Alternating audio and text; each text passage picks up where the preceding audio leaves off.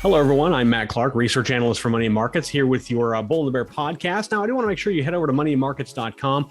It is your home for safe, sound, smart, simple, profitable investment information. And while you're there, you can check out our proprietary stock power rating system. We rate thousands of stocks based on 6 fundamental factors that are both fundamental and technical, rather. You can create your own watch list. You can track your stock performance and get all of our in-depth analysis on the website. It's all yours for free. Now, on with today's podcast. Today, I'm going to share with you a mega trend that accelerated after the COVID-19 pandemic, and one stock that's going to help you capitalize on this trend. Now, we all know the COVID-19 pandemic transformed how we work. Millions of Americans, myself included, had to make a quick adjustment to working from home. We went from going from an office where we were surrounded by our coworkers to now working from home, where we were basically just up to our own devices. And the workforce wasn't alone in that transition. Education had to undergo massive changes as it shifted from in-person to remote learning. And some of those changes stuck even as we move on from the pandemic. According to the Institute of Education Sciences, 45.5% of all college students were enrolled exclusively in remote courses in 2021. Another 23.1 million American households had children under the age of 18 receiving online or virtual education in 2021. So a massive number of our students, both college age and K through 12, are going through this transition of moving from in the classroom to more remote learning using a laptop or a tablet or a phone or anything like that.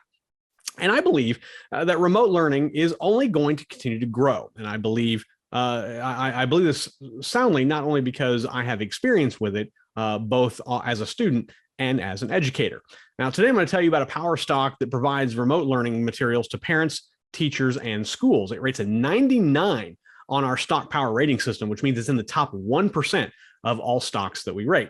And it's done well to weather the current market downturn. It's close to, the stock is only now 10% off its 52-week high, and it's got room to grow higher from here. And even before COVID-19, like I said, millions of students were already taking classes online. I was actually teaching classes online, and I was actually a student. I earned 2 of my college degrees through online programs. So I have experience in that. Once I got my first master's degree, I started teaching online for a college, and have done so ever since.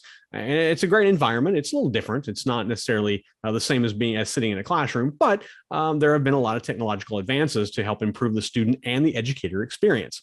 The pandemic rapidly accelerated this mega trend by forcing millions into online classrooms. Basically, to stop the spread of the pandemic, we had to stop seeing each other. We had to stop being around each other.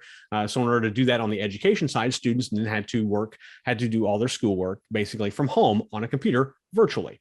Now, the chart I'm showing you here, if you're watching on YouTube, shows the global e-learning market size in 2019 with projections to 2026. Revenue from global e-learning totaled about $199.5 billion in 2019, which is a good number.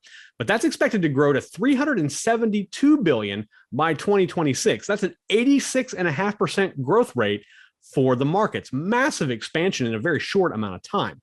Now, today, I'm going to dive into a top company in our stock power rating system and tell you why it's a strong contender for our portfolio. As I've already mentioned, its 99 overall rating means we're strong bullish on the e-learning stock and expect it to beat the broader market by 3 times over the next 12 to 24 months. Now, the power stock I'm going to share with you is a company called Stride Incorporated. It trades on the New York Stock Exchange, and its ticker, ironically, LRN, or Learn, LRN.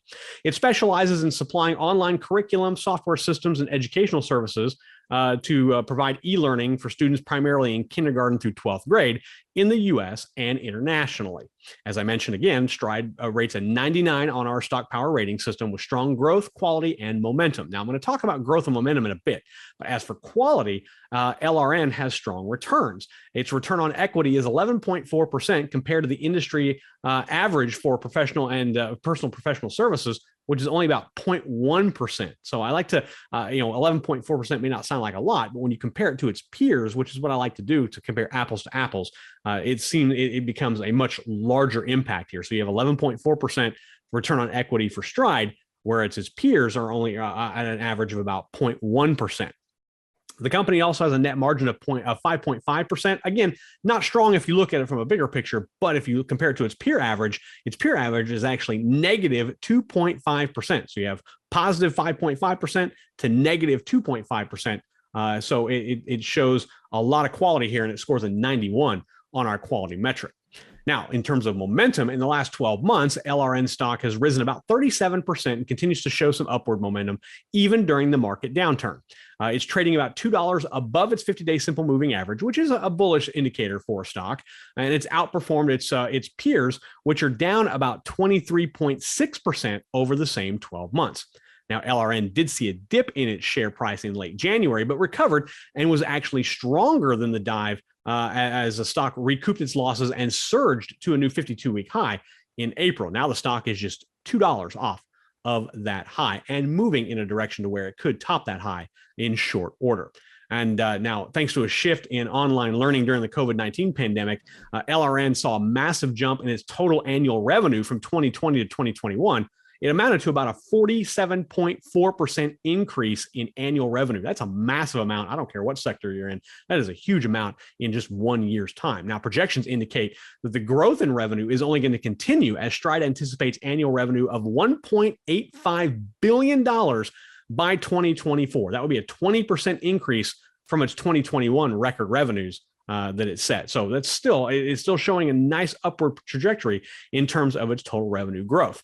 In its last quarterly report, Stride reported an earnings per share increase of 78.5% and a sales increase of 7.5% from the same over the same quarter a year ago. So in 2021, it was already on a high, and now 2022's numbers are already showing that increase getting even stronger. The increase in revenue and EPS helps LRN earn a strong bullish 96 on our growth metric, which puts it in the top 4% of all stocks we rate on that metric. Now, the bottom line here is that online learning has cemented its place in education. It's not going to go anywhere anytime soon. The trend was already on the rise before the pandemic, and it's now accelerated because of it. And now we're getting, just like we're work from home, now we're into a routine. We're very habitualized when it comes to our education now, and more parents are keeping their students at home to learn as opposed to sending them back in the classroom. And in college, this number is getting even larger. There's no chance of this trend slowing down, and companies like Stride Incorporated are going to benefit, and so will you as a smart investor. Now, let's take a look back at our YouTube poll question from last week. We had a method to our madness for asking this question, but we asked viewers, when you catch up on market news.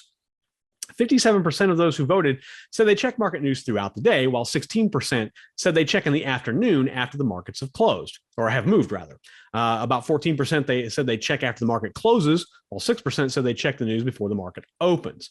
And we left it open for you to tell us when you check the news. And Cash Kiwi actually had a very interesting comment on our YouTube page, on our YouTube channel. He said, "I check prices about 7 to 8 times per day." When I first read that, I thought, wow. He said, "I check a few Discords," which is a social media platform where you can share messages, around 5 times per day, and the CNBC YouTube channel at the end of the day. I don't know why I check prices so often, considering my average hold time is measured in days or weeks, not in hours. Guess it's just been my strategy of late to gather as much information as humanly possible while also being a functional human outside of the market."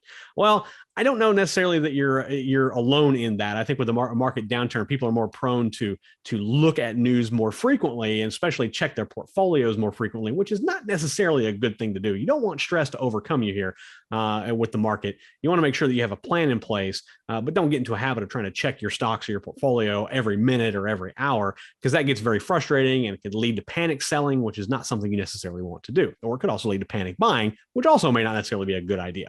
Now, the reason we asked is because we're now sending our Money in Markets daily e-letter after the market closes on weekdays. So you can watch for our Stock Power daily email, which I have the privilege of doing in the mornings before the market opens. And then you'll receive our Money in Markets daily later in the day to ensure that you're getting our market insights throughout the day, both in the morning and in the afternoon. Thank you to everyone who took part in our weekly poll. This really helped determine our direction in terms of what we're going to do with our emails that we send out. We don't like to flood your email with a lot of stuff, but we want to make sure that you're getting the most up-to-date information and guidance for your portfolio as possible, especially now when we see the market taking a downward turn. Now, remember, you can vote on our weekly polls each and every week on our YouTube page. Just go to Money in Markets on YouTube, and you can go onto the community tab and find our poll. It's usually right there at the top. Now, if you do have a question about a stock or maybe a sector of the market or maybe the economy or anything else that you'd like to ask myself or Adam Odell, our chief investment strategist, or Greens on Fortunes coder, or Charles Sizemore, you can email us at feedback@moneyandmarkets.com. We love to see your feedback. We love to see what you have to say about the markets. Maybe you've got a question. Maybe you've got some insight. We'd love to see it. Email us. Again, it's feedback@moneyandmarkets.com. Now, if you do ask us a question and we use it, we're going to hook you up with some very cool Money and Markets gear. We've got t-shirts, we've got sweatshirts, we've got hats, we've got all sorts of great stuff. We'll hook you up with it if you send us a question and we use it in one of our upcoming videos. Also, head over to moneyandmarkets.com, sign up for that free daily e-letter, the Money Markets Daily.